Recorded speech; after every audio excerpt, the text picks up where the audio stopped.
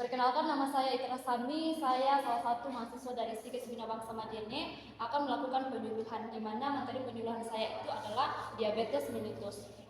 Nah, diabetes mellitus ini merupakan salah satu penyakit yang sangat serius yang dapat mengakibatkan kematian pada penderita diabetes mellitus itu sendiri. Nah, diabetes mellitus Indonesia ini memiliki peringkat keempat jumlah terbanyak diabetes, sekitar 18,5 juta penderita pada tahun 2021 dan diperkirakan atau diprediksi akan meningkat 28,5 juta penderita pada tahun 2045. Nah, apa sih pengertian dari diabetes mellitus? Pengertian diabetes mellitus itu adalah kondisi kronik yang ditandai dengan tingginya kadar gula dalam darah. Jadi kondisi ini terjadi ketika tubuh tidak dapat menghasilkan insulin atau insulin itu tidak dipergunakan secara efektif oleh sel. Nah, apa sih yang dimaksud dengan insulin? Insulin adalah hormon yang membantu kadar gula darah yang diproduksi oleh pankreas. Jadi pankreas yang menghasilkan insulin. Insulin ini membantu penyerapan glukosa yang masuk ke dalam tubuh dan menghasilkan yang namanya energi. Ketika pankreas kita ini rusak atau tidak sehat, tidak menghasilkan yang namanya insulin, maka insulin ini juga tidak membantu glukosa untuk masuk ke dalam sel, dan yang terjadi itu glukosa darah itu tinggi atau hiperglikemia. Kemudian membahas tentang patofisiologi diabetes mellitus. Jadi diabetes mellitus ini mempunyai mekanisme. Secara umumnya itu ada diabetes tipe 1 dan diabetes tipe 2. Diabetes tipe 1 ini lebih rentan terhadap remaja dan anak-anak, dan diabetes tipe 2 ini lebih rentan terhadap lansia. Nah, mekanisme fotofisiologi diabetes mellitus ini ada yang namanya gangguan autoimun pada diabetes tipe 1, gangguan autoimun. Nah, gangguan autoimun ini terjadi ketika sistem kekebalan tubuh itu menyerang atau menghancurkan jaringan tubuh yang sehat. Jadi ketika autoimun ini menyerang yang namanya sel beta pankreas, maka pankreas ini tidak dapat menghasilkan insulin atau produksi insulin ini menjadi menurun, dan ketika insulin ini menjadi menurun akan mengakibatkan glukosa itu tidak dapat masuk ke dalam sel.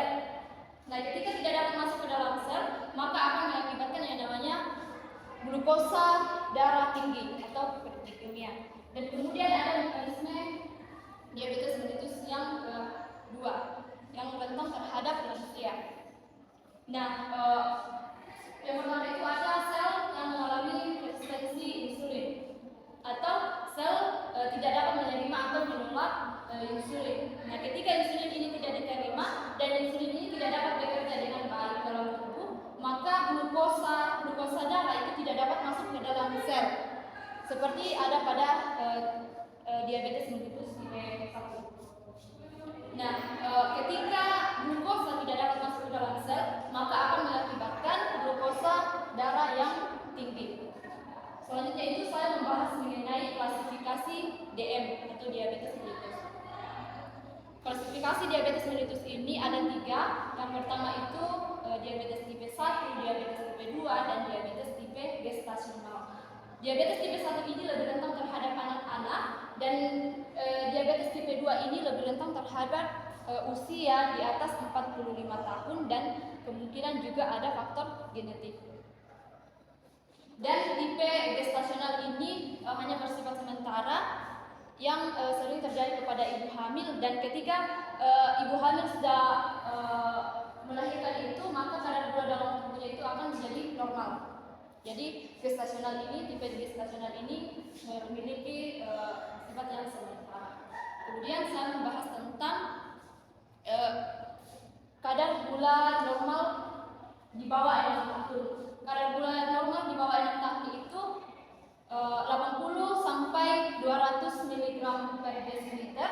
Dan kemudian 6 sampai 12 tahun itu 70 sampai 150 miligram per desiliter, dan 12 tahun ke atasnya itu, usia ke atasnya itu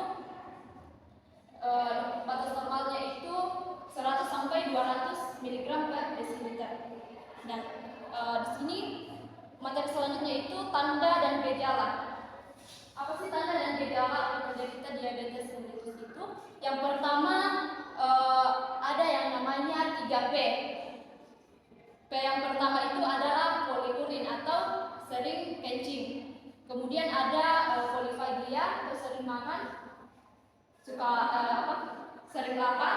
Yang ketiga itu ada polidipsi atau sering merasa haus. Selanjutnya itu dampak diabetes mellitus. Nah, dampak diabetes mellitus ini akan mengakibatkan penyakit jantung, kemudian stroke, dan ada penyakit di arteri perifer. Dan kemudian juga bisa menyerang sistem saraf yang dapat menyebabkan kesemutan, mati rasa, dan sakit tangan dan kaki, tangan dan kaki. Kemudian dapat menyebabkan kebutaan, kemudian masalah kaki.